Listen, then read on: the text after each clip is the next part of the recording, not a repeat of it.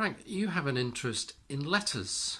Yes, letters in the sense of letters of the alphabet. It comes from my father, really, and his work as a sign writer. He taught me to observe letter forms and shapes and how they're formed and things like that.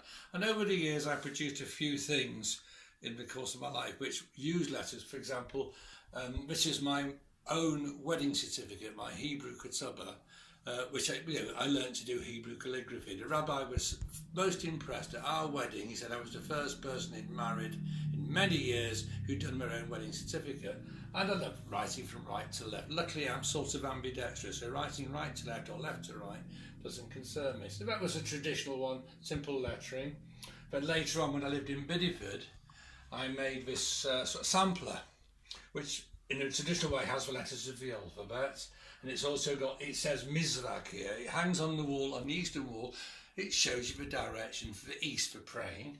And I like the fact down here I put in some black Minorca cockerels, our cat Kizzy over here, and some roses. When we first moved to this house, I was into planting Gertrude Jekyll roses and stuff.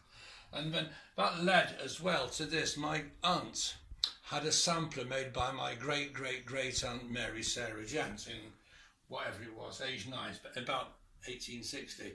And I always loved it and wanted it.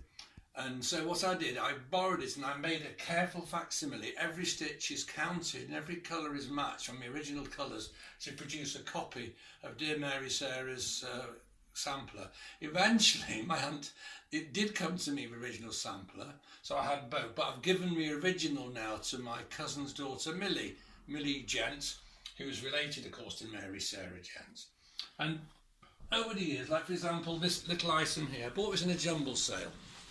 Love it. It's a piece of beautiful calligraphy by an artist called Alan Quincy in 1993. I think he is in Devon. But I love the words and the calligraphy and the use of the paper. Letter forms have always been inspirational and beautiful.